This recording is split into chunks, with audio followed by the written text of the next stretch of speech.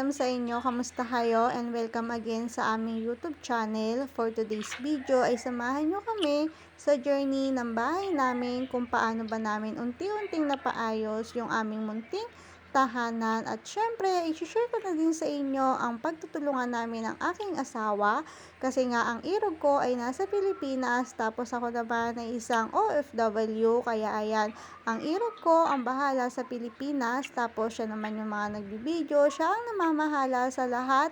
Pero syempre, hindi naman ako nagdidesisyon pag-isa, ganun din naman ang irog ko. Kumbaga, lahat naman ay pinag-uusapan at magkatuwang kami sa lahat ng bagay. So, ayun na nga.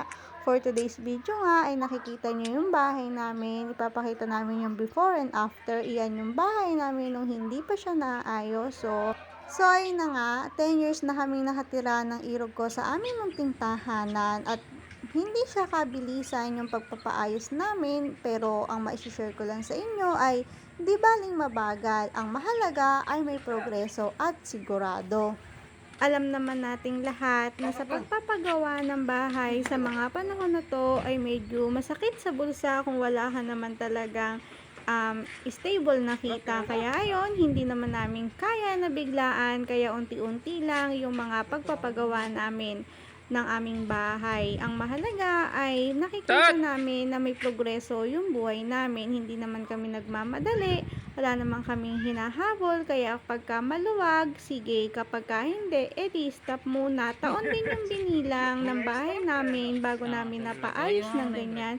Sa awa at tulong ng Panginoon, sa paggabay niya at sa pagsusumikap at pagsisipag naming mag-asawa ay nakikita naman namin yung pinaghihirapan at yung pagsasakripisyo na hindi kami magkasama, yung malayo ako sa kanila at hindi nila ako nakakasama na anak ko. So ayun na nga, ito ang day 1 ng journey ng aming pagpapagawa ng bahay. Sana isamahan nyo kami hanggang dulo at ang maishishare at maiiwan ko lang sa inyo ay huwag tayong mainip sa mga pangarap natin kung hindi man matupad sa panahon na inaasahan natin. Lagi nating pagkakatandaan na may nakalaan ng Panginoon na mas mabuti.